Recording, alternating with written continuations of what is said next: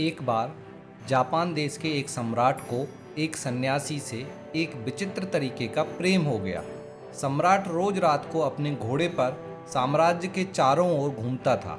हर दिन वह सन्यासी को एक पेड़ के नीचे बैठे खुश रहते हुए देखता था। वो सन्यासी कभी नृत्य करता तो कभी बांसुरी बजाता, कभी गीत गुनगुनाता तो कभी चुपचाप आसमान में तारों की ओर देखता रहता। हर बार जब सम्राट वहां से गुजरता था तो वह साधु अपने काम को रोक लेता था। उस सम्राट के लिए उस सन्यासी को देखना एक जरूरत बन गई थी। वह सम्राट रोज उस सन्यासी को चुपचाप खड़े होकर निहारता और उसकी मस्ती को देखता रहता।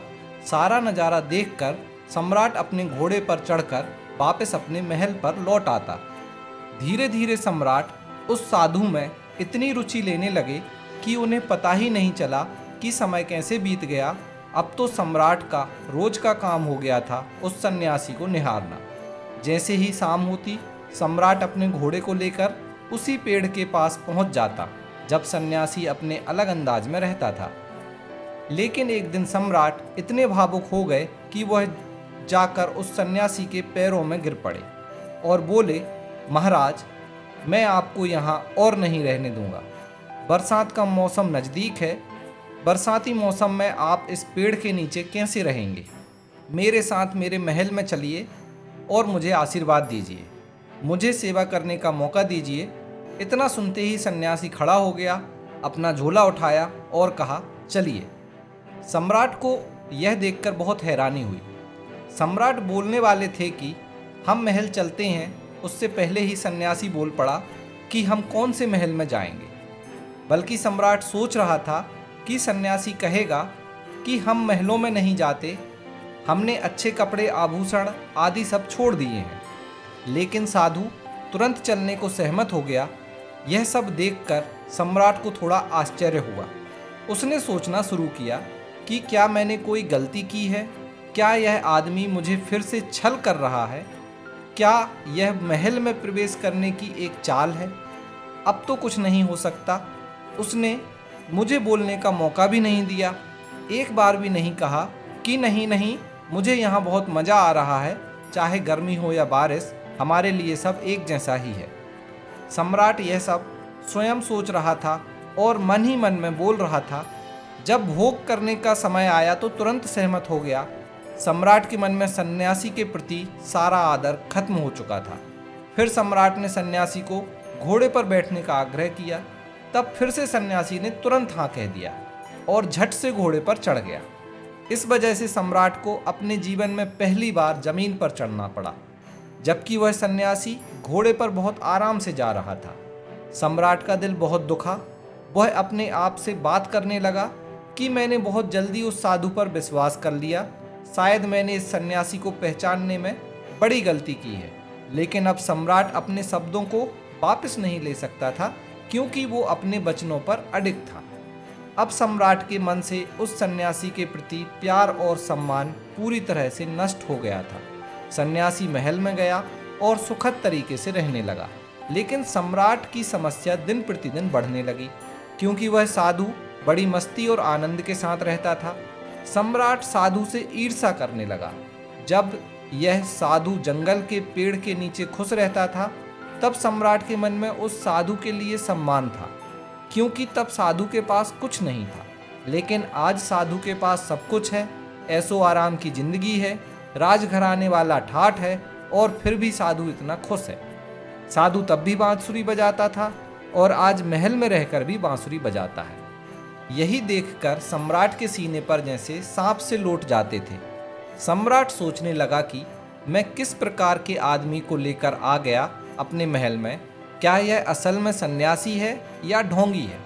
ऐसी सोच का आना सम्राट के मन में केवल यह बात दर्शाता है कि राजा के पास पूरे राज्य की परेशानी थी, घर परिवार की परेशानी थी, इसलिए सम्राट राजमहल में रहकर भी दुखी था।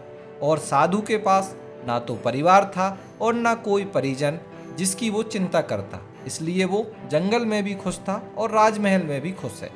सम्राट ने अपनी ईर्ष्या उस साधु से 6 महीने तक सहन की और उसके बाद सहन शक्ति का बांध टूट गया। एक दिन सम्राट ने महात्मा साधु से बात की और कहा कि मुझे एक सवाल पूछना है आपसे। साधु ने कहा, बोलो क्या बात है। सम्राट बोला, मुझ में और आप में क्या अंतर है। महात्मा ने कहा, तुम जानते हो अंतर क्या है। तुम्हें बेकार में इतने महीने तक अपने अंदर इस सवाल को छुपा कर रखा है। यह सवाल तुम्हारे मन में तब आया था जब मैं तुम्हारे घोड़े पर बैठकर राजमहल आया था। मैं तभी समझ गया था कि तुम खुश नहीं हो मेरे वहां आने से। तुमने 6 महीने बिना किसी कारण के अपना मन खराब किया। अगर उस समय तुम अपनी बात कह देते तो मैं उस पेड़ के नीचे ही रहने लगता, कभी तुम्हारे राजमहल में नहीं आता। फिर साधु ने कहा, मैं तुम्हें अंतर शहर के बाहर जाकर बताऊंगा। सम्राट अगले दिन सुबह जल्दी उठा, क्योंकि राजा को जानने की उत्सुकता थी। लेकिन राजा के अंदर एक आवाज आई कि अंतर क्या हो सकता है। मुझे लगता है कि कुछ भी नहीं होगा। वह साधु भी वही खाना खाता है जैसा कि मैं खाता हूँ और मेरे से ज़्यादा मांगता है, यह लाओ वह लाओ। मैं जैसे कक्ष में रहता हूँ उससे भी अच्छे कक्ष में वह रहता है। 15 से 20 लोग खातिरदारी के लिए लगे रहते हैं। इस साधु की आवश्यकताओं का तो कोई अंत ही नहीं है। कभी कभी तो लगता है मैं नहीं, यह साधु ही इस महल का स्वामी है। कम से कम महल के बाकी लोग मुझसे डरते हैं, लेकिन इसकी आंखों में डर की कोई बात नहीं है। वह सिर्फ अपने मनोरंजन के लिए पूरे दिन बांसुरी बजाता रहता है। इतना सोच विचार कर सम्राट सुबह सुबह ही ऋषि के कक्ष तक पहुंच गया। वहां पहुंचते ही जो उसने देखा वह आश्चर्यजनक था। वह सन्यासी उसी पुराने कपड़े में था जिसे वह पेड़ के नीचे बैठकर पहनता था। सन्यासी ने कहा, मैं आगे जाऊंगा, क्या तुम मेरे साथ चलोगे या नहीं। सम्राट ने थोड़ा गुस्से में कहा, मैं कैसे चल सकता हूँ, मैं तुम जैसा भिखारी नहीं हूँ जिसे कोई परवाह नहीं होती। मेरी पत्नी, मेरे बच्चे, मेरी धन संपत्ति, मेरा साम्राज्य सब मेरे साथ जुड़ा हुआ है, इसलिए मैं इन सब को छोड़कर तुम्हारे साथ क्यों जाऊं। सन्यासी ने इसे सुनकर हंसते हुए कहा, तुम्हारे और मेरे बीच तो बस यही अंतर है कि मैं कहीं भी जा सकता हूं लेकिन तुम नहीं। मैं अच्छी या बुरी स्थिति में खुश रह सकता हूं लेकिन तुम नहीं। जब मैं उस जंगल के पेड़ के नीचे रहता था तो मैं पूरे मज़े से रहता था और अपने जीवन के हर पल का आनंद लेता था। जब मैं महल में आ गया वहाँ भी मैं हर पल आनंद और खुशी के साथ जीता रहा। और अब अगर मैं कहीं और जाऊँगा तो ऐसे ही जीवन व्यतीत करूँगा, क्योंकि हम उस समय बिल्कुल वहीं हैं जहाँ हैं। हमारा शरीर, हमारा मन हमेशा हमारे साथ होता है। हम अपने भूतकाल के बारे में सोचकर पछताते नहीं हैं और ना ही अपने आने वाले कल की चिंता में आज का दिन बर्बाद करते हैं। हम केवल आज में जीते हैं, क्योंकि हमें समझ में आ गया है कि जीवन आज में है और इसी पल में है। यही अंतर है आप में और मेरे बीच। तुम घटनाओं पर चल रहे हो और हम घटनाओं को चला रहे हैं।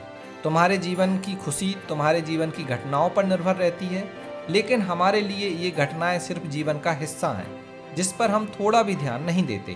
हमें चिंता है कि हम किसी को चोट ना दें और ना ही खुशी में बहुत ज़्यादा उत्साहित हो जाएं। हम हर स्थिति में शांत और स्थिर मन बनाए रखते हैं, क्योंकि हम जानते हैं कि ना तो दुख सदैव रहता है और ना ही सुख। हम हमेशा हर स्थिति में आनंदित रहते हैं। अचानक सम्राट को यह अनुभव हुआ कि उसने क्या किया। शायद उसने एक अद्भुत आदमी को खो दिया है। उसके साथ 6 महीने बिताए हैं, फिर भी एक दिन भी सत्संग नहीं कर सका। इन सभी विचारों के साथ आते ही सम्राट ने तुरंत ही साधु के पांव पकड़ लिए और बोला, नहीं महाराज, मैं आपको आगे जाने नहीं दूंगा। सन्यासी ने कहा, देखो मुझे कोई समस्या नहीं है, यहाँ तुम्हारा घोड़ा है, मैं उस पर बैठूंगा और फिर महल की ओर वापस आ जाऊंगा। लेकिन फिर तुम्हें फिर से मुसीबत होगी। इसे सुनकर सम्राट के मन में वही विचार आया। ओह, साधु ने फिर से आसानी से प्रस्ताव स्वीकार कर लिया। सन्यासी ने सम्राट की आंखों में कुछ समय के लिए गहराई से देखा, लेकिन इस बार सन्यासी ने राजमहल में आने से मना कर दिया और कहा, मेरे आने से तुम फिर से मुसीबत में पड़ोगे और फिर से मुझसे ईर्ष्या करोगे, रात दिन परेशान रहोगे। हम जैसे साधु के लिए राजमहल और जंगल सब एक समान है।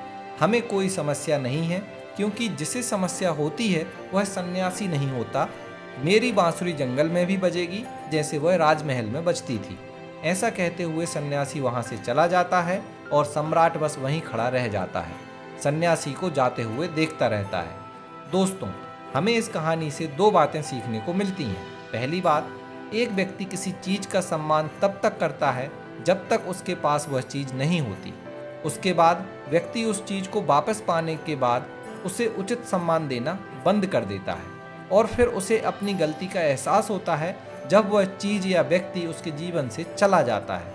उसी तरह जब वह सन्यासी वन में रहता था तब तक उस सम्राट के लिए वह सन्यासी बहुत ही त्यागी और महान था, लेकिन जब वह राजमहल में आ गया तो सम्राट उससे घृणा करने लगा और उससे दूर होने की कोशिश करने लगा।